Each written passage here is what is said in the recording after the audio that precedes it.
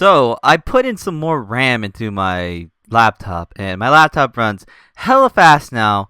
So therefore, now I can actually record with the actual Mac Disume and actually also play this game with sound. So now you can get good sound quality, but at the same time, the game quality, like in terms like the color and stuff, won't be as great. But I don't think it's too big of a deal. But if you guys think it's a big deal, leave a comment below, because if you want my nice high quality color back, then unfortunately we won't get sound. But I feel like sound adds more to the epicness of a battle, so that's why I like sound. But yeah, what is going on YouTube? It's AJayPay. I'm bringing you a UU match against Stupid Sexy Flanders. I'm using the same team that I've used back in the day with the Choice Bandit Swampert, a defensive Zapdos, a Choice Scarf, Chandelier, the Registeel, that special defensive, my offensive Shaman that I used to always use, and a Hitmontop, the offensive bulk up Hitmontop. And kind of a backstory in this game. We did have a game before this, but we disconnected. But then we decided, we'll just do different things in the next game. Like, we can do whatever we want. So I actually know what his Bronze Song set is what he's actually going to lead off with. I'm going to lead off with the Choice Bandit Swampert. Last time I led off with Chandelier and I burnt it, and I noticed he was heat proof because he was only using 1/18 of his health rather than 1/6 of his health, or something of the sort. So I go for the Earthquake straight off the bat, knowing full well that he's not Levitate. I knock him out first turn. Kind of unfair for me, but he did lead off with it. But at the same time, I still do feel bad. But it's one big bulky Pokemon out of the way, because he's got a lot of them. As he's going to switch his Hitmontop in, I'm pretty sure he wants to Toxic me or like intimidate me with the Rapid Spin, because he thinks I'm going to try to set up rocks. So I'm going to go into my Shaman predicting the Toxic. Even if he does go for an attacking move, I don't think it'll hurt too much and I can just throw him out. But he does Toxic me. It's all fine and all. It's all good. I got the natural cure. Ohio. Good morning. That's how you say it in Japanese. Ohio, not oh hey you, Corey. God damn it. But I'm going to switch to the Swampert, predicting the Rotom Heat to come in, because I want to see if it's Choice. And because if it is Choice, he would go for Hidden Power Grass on my Swampert. But he switches out to Mungus. But I'm thinking Mungus might over-predict here, not go for the Grass move. That's why I go out to my Swampert. But he goes out to Rotom, I guess, predicting the Earthquake to see if I'm Choice. So a very good play on his part. But now I'm thinking, alright, he's probably going to go for the Trick. I did not go in the Chandelier for the Flash Fire or the Hidden Power Grass. I went in here just to get his Choice item. And it turns out he is Choice Scarf just like me, so it's kind of a wasted turn. I kind of wish he was Specs, because I think I need a Specs Chandelier at the moment, because I need to really deal like big damage since his team is more bulky rather than fast and offensive. So I know he's going to Volt Switch most likely, and I know I can live one, so I'm going to stay in here. And if he does switch into Scrafty, he's probably special defensive bulk up.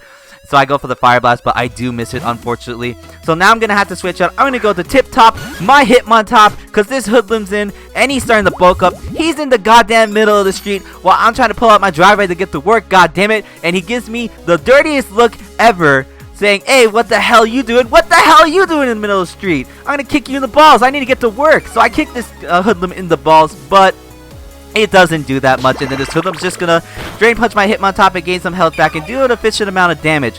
But at this point, if we both stay in, my Hitmontop is gonna lose the war, but his Scrafty is gonna be down to the point where I can come in with any Pokemon and knock him out. So he knows that. He's gonna switch out, and instead he's gonna go into the Slowbro. You know what I'm gonna do to this Slowbro here?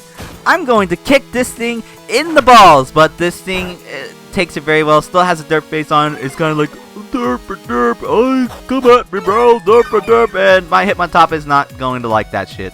So Hitmontop's gonna switch out. I'm gonna go back into my Chandelier. Now this may seem stupid, cause it is stupid, cause he goes for the Side Shock. The reason why I actually went into this thing, cause I noticed he had no items, so I'm thinking, alright, he's Choice Specs. He's probably going to predict my Registeel to come in and go for the Fire move. That's why I went into my Chandelier to get the Flash Fire. In hindsight, what I could have done, just gone to this Registeel now. If he did go to the Fire move, then I could have switched out to Chandelier to get that Flash Fire. But that was a stupid play on my part. I switched Registeel in, but I know he's locked into Side Shock, so I know he's going to be threatened out, knowing full well that Side Shock's not going to do anything to my Registeel. So I'm going to switch back into my Swampert, predicting Scrafty to come in.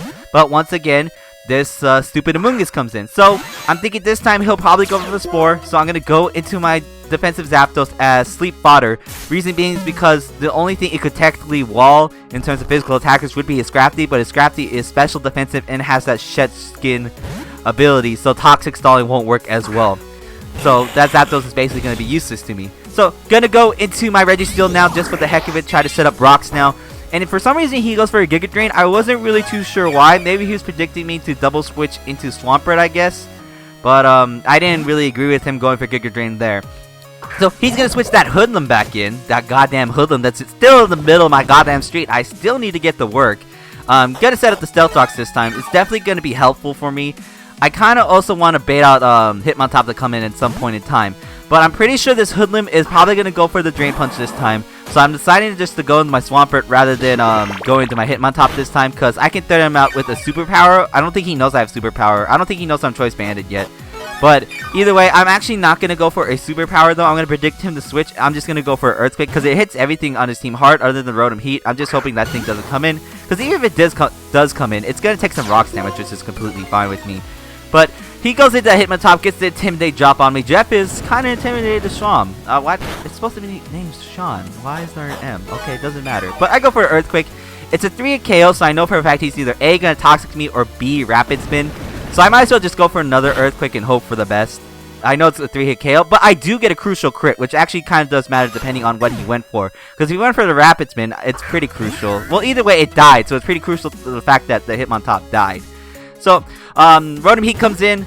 I'm locked into Earthquake. He knows it. I'm pretty sure he's going to go for the Fire move this time, or the Trick. I don't really care. I just kind of went into Registeel because Registeel's not that important to me anymore. But surprisingly, he goes for the Overheat rather than going for the Trick. Because I guess he was predicting Shaman to come in, because he doesn't really want Shaman to get the Choice Scarf, I guess. I'm not really too sure, but it works out for me either way because he's at -2 attack now. I know he's most likely going to switch. So he's going to switch right out to his Toadstool. Toadstool, Amoonguss. This annoying Amoonguss is just always threatening in every tier. Like, I don't understand why it's NU. Well, then again, it works pretty well in NU, sometimes not. It works in every tier pretty well, so I guess it could stay NU because it can be in any tier.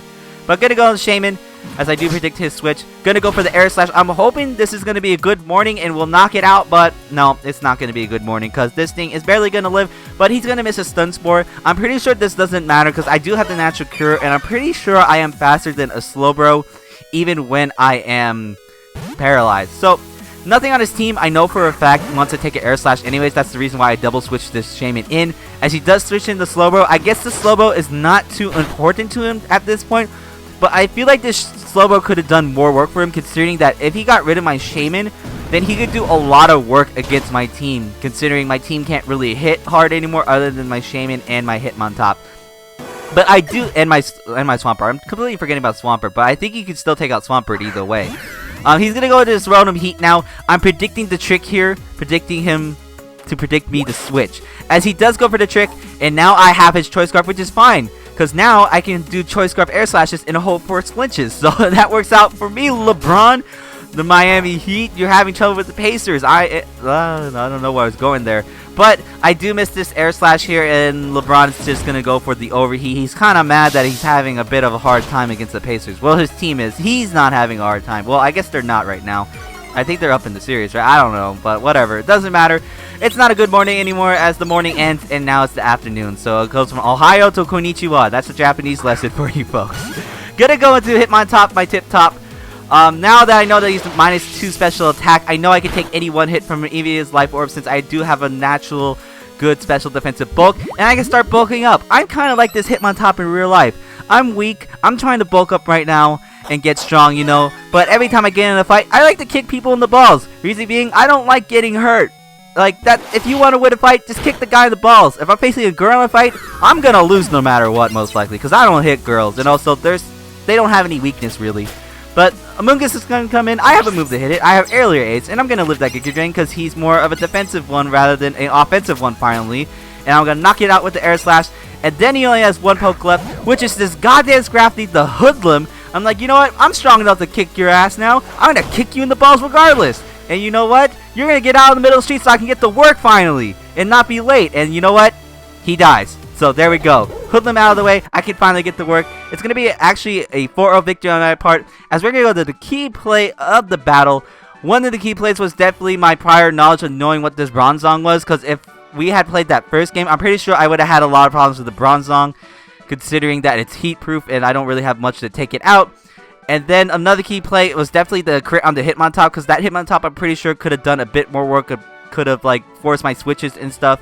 And then I'm pretty sure another key play is definitely predicting his tricks, because if I didn't predict some of his tricks, he may have crippled some of my Pokemon, and I definitely need my non-choice Pokemon to be non-choice. Regardless, I thought that was a very good game because it's a very hard game for me, considering that I had to make a lot of crucial decisions and most of them had to be right. I could barely make any mistakes, otherwise he would have definitely beat me. If we were playing the first game still and we didn't disconnect, then I'm pretty sure that it would have been a closer game and he probably would have won or possibly even beat me 4-0. Who knows? But I still thought it was a really good game. That's why I uploaded it. Make sure to comment below telling me if you guys actually do like the sound. If you guys don't like the game audio sound, then I can switch back to the original, what I originally have, like higher quality, picture quality, but no sound at all. But I do like the sound because I feel like it's better. That's my personal opinion at least. But I'll listen to whatever you guys say. But that about does it for me, guys. Make sure to look for Friday's epic battle. It's very good. And yeah, like if you like, comment if you like, and subscribe if you like. And I'll see you fools later.